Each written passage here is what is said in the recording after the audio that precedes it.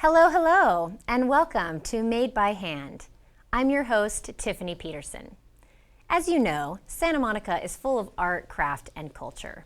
Today on Made by Hand, we're inviting you into our workshop to show how you can get into the joy of making.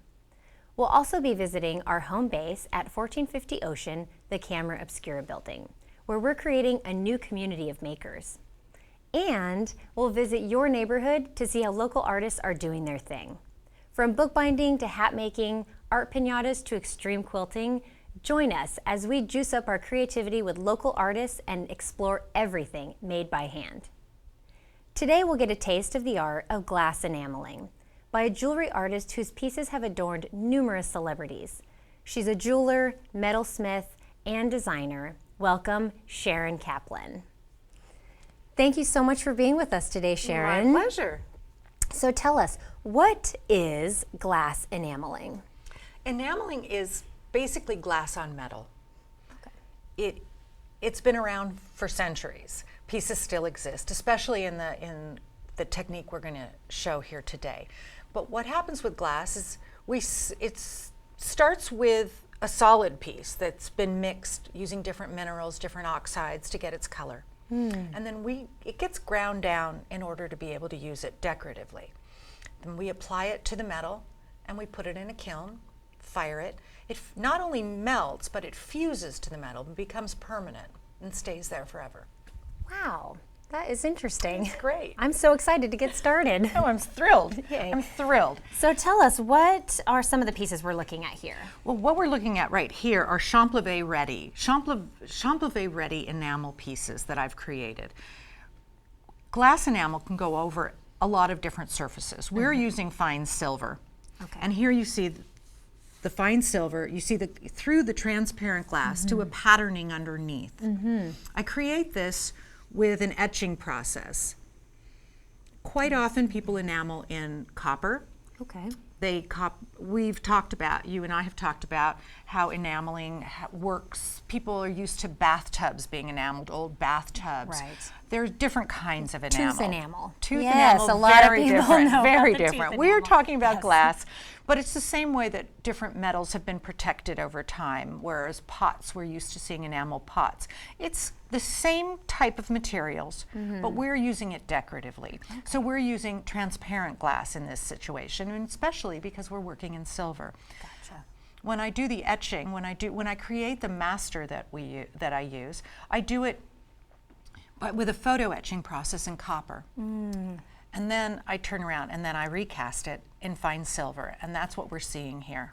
So all of these have been casted by your design and Yes. your original etching. Yes, I Oh take my the goodness, original wow. work and then design it into a piece and then remold it. Wow. So there's a Yes. whole step before we even get to this point. Well, enameling can be done on any surface. All you really need is maybe an abraded surface for the glass to have a tooth to hold on to.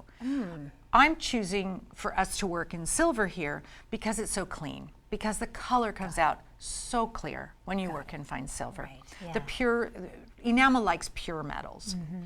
And this, you can see when you look at different pieces, when you look at samples, that you can see right through the glass to the surface below. That's gorgeous. All those designs. I fell in love with enamel through vintage work, Okay. and that drew me to where we are here. There are many techniques in enameling. People have heard of cloisonné, where wires are laid down to make different designs, and then it's filled up with glass, many, many layers of glass. This particular style is called Champlevé. All the terms are French, but this Champlevé, it's a pretty word, isn't it? And it means raised ground, but what we do is I've created the design in a recess of the metal, and then what we're doing is we're going to lay a few layers of glass down up to the surface of the silver, up to the design, and then grind it flush so it has a nice soft, like smooth surface. Oh, beautiful. Beautiful. Well, I'm so excited to get started. It's a really fun process. What should we pick here to I think that if we work in the initials, here I've got some displayed just to show. I often shade things from one shade to another, but I thought for this maybe we could just use a solid color, and it would be a really easy way to show everybody how to do it. Perfect. Perfect. So these ones right here? Yeah, I brought a tea for you. A tea for Tiffany. There we go. Thank you. And let me show you how to form. I'll take one here. We're going to use a forming block because by forming the metal, we're giving it more structure, more to hold on to. Okay. As the glass, so if the glass tries to pull away, this helps stabilize it. Okay. So we hammer the back, and we're just going to make it a little domed. Here, just go around in a circle. Okay. Why don't you try? Here we go. You can choose any. Yeah, there. No, I might go for the little bigger go for one. it. This is my first time. And just move it around. That? Okay. Yeah. There you go. Oh, I'm a pro. You are. Now we've domed. Now it's been domed. You see? Oh, I see. Before it was very yes. flat. Here's a flat one. Yeah, this one's flat too. So by doming it, it gives it a little more. In fact, we're going to want to dome yours. Okay, great. So yours will work well. In fact, let's try it there. Ooh, I get to do another one. Yes, you do. And where do you get these kinds of blocks with the little inserts? Well, this particular one is just from a jewelry supply house. I have ovals, but sometimes I make a shape that I don't have a form, and I usually just kind of gouge into some wood and make my own form to the shape of the piece. Perfect. It's very easy to do. And that's good enough. All right. It's just a little something, and now we're ready to take the next step and put in the glass. Oh, fantastic. This is so exciting. Where it's going to go is the kiln. Yes, yes. Okay. Which is going to be for our next step. We are actually going to take a break really quick. We're going to visit one of our local arts hotspots. Today's studio visit is a little different. It's a resource center for artists and crafters, stocked full of recycled materials that were all donated by local businesses and residents. Let's go discover reDiscover.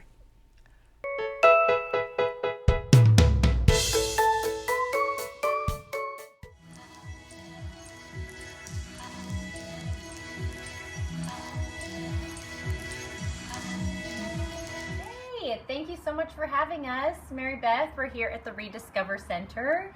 How did reDiscover Center get started? The reDiscover started by a small coalition of parents in Santa Monica that wanted to get unusual materials that were upcycled or more difficult to find at your average toy store or store that had developmental toys for children in preschool. So we gathered things. It was mostly designers, and we had lots of access to things like rug samples, tile samples, a wide variety of materials that have different textures, colors, and things that offer a wide range for expression. So tell me, Amy, what kind of art do you do? Well, I'm a teaching artist and a seamstress and a conceptual environmental recyclable artist who's focusing on upcycling everything that I find. So in hearing that, it sounds like reDiscover is probably perfect. Yes. It's like my second home. Exactly. Exactly. Yeah. And Mary Beth cannot pull me out of the fabric section. We're here with Avalon, who is an artist who frequents the reDiscover Center as well and gets a lot of her inspiration and materials from the reDiscover Center. I'm an illustrator. I major in illustration at Otis College of Art and Design. A lot of my work is book-based and print-ready. So I look a lot at the paper that we have here and just thinking about how I can print, how I can use these different unconventional materials to make something more antiquated and beautiful at the same time. Anything that people aren't using anymore, pretty much we love to accept. We look to businesses for large volumes of materials. We get silvery mylar from a business nearby. We also take, small household things, CDs, yarn, all kinds of weird materials that people can't recycle, so we upcycle them. People love to come in, they dig around, sometimes they have an idea for a project, other times they're looking for a specific material, so it's always fun to help people look around and then hear about what they're doing as well. It's interesting, you never know what's going to happen.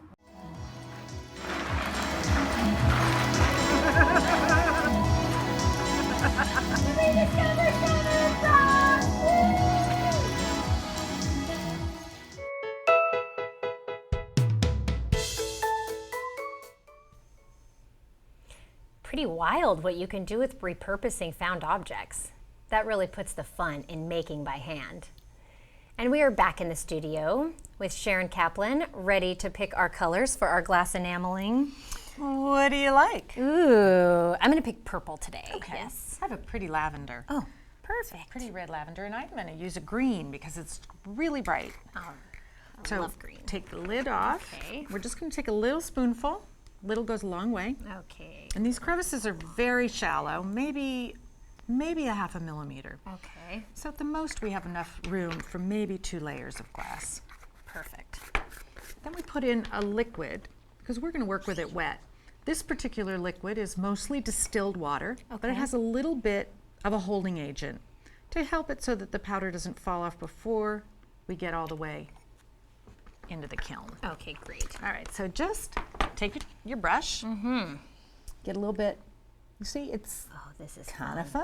fun. This is fun. And then we're going to put a layer in, and it goes right in where you need it. And don't be afraid, if you get a little too much, you just move it out of your way. And all we're really trying to do with this first coat is we're trying to cover the silver. Okay. All right, and don't worry about going around your initial. Here, get a little bit more. Don't be afraid. Like kind of almost scoop it up. Okay. Get a little on, it. and just distribute it. Don't have to worry about moving it around. All right.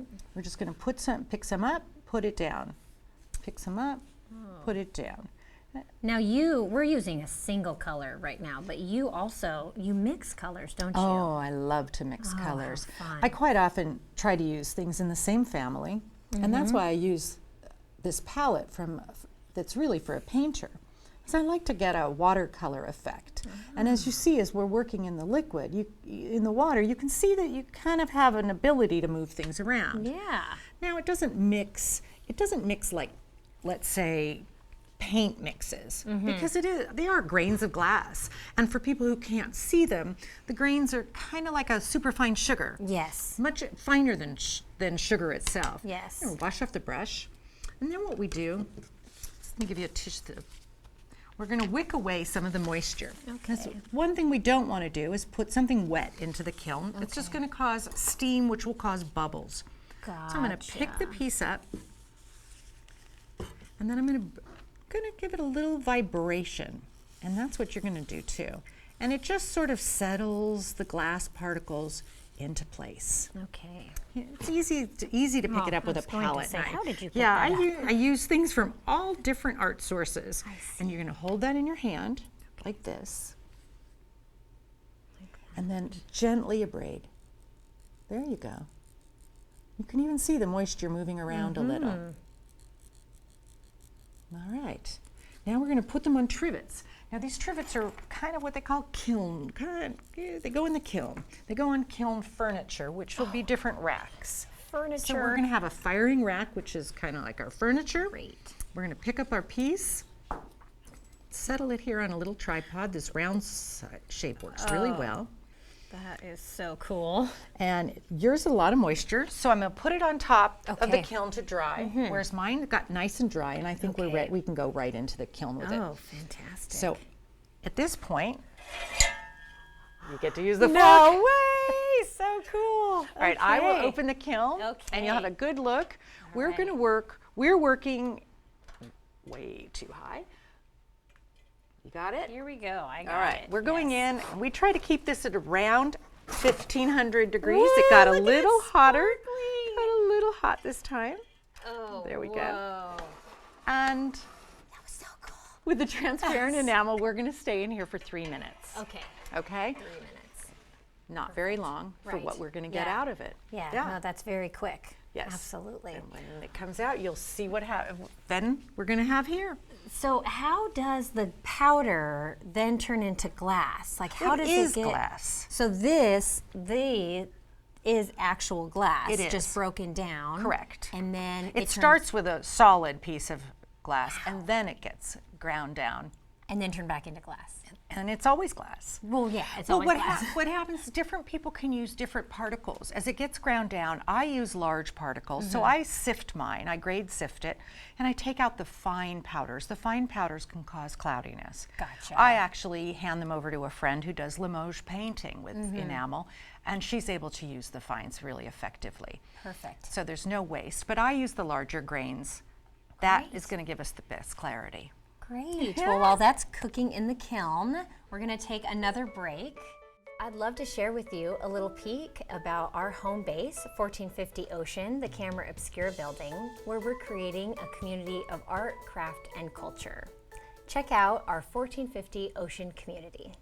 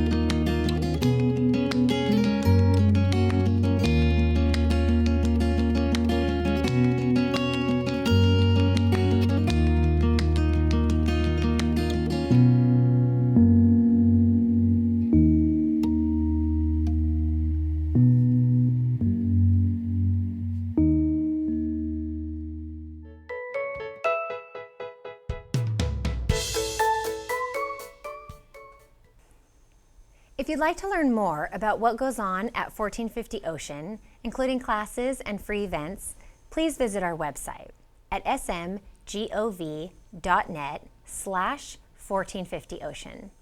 It's where you can find out more about our glass enameling project today, too. And you can also visit us at facebook.com/1450ocean/events. We'd love to see you stop by 1450 Ocean for a class. And we're back in the studio, ready to take our piece out of the kiln. Are you ready? Sharon, I'm ready. All right, here you go. Okay, I'm a little scared. Not it's really. hot. Ooh, look at that. It's so bright in there. Wow. Ooh, okay, that is hot. It is hot. Hot, It hot, is hot. very Let's hot. put that back. Perfect. But earlier during the break, we were able to take the green one out, and this isn't hot so much anymore. Okay, no, that's good. And then Now, what? sometimes glass gets, we don't have to be so exact when we put things down, so there's glass around the edges and glass to clean up. You can use any sandpaper. I like using a diamond sandpaper made with diamonds. And you use that wet. And we get it wet. Oops. Stop. And we just kind of, just like you were using sandpaper. Okay, All right? okay. Here it's made the enamel a little dull because the diamond has touched the glass. So we will put that in for a final firing and it'll come out brand new. Perfect, perfect, yeah. Oh, that's beautiful. And this, again, we used a single color. Correct. But most of your pieces, like the one I'm wearing today, and these ones over here, these are multicolored Mostly. pieces. Yes, Can most you of them are. explain to us how that process works? Be my pleasure.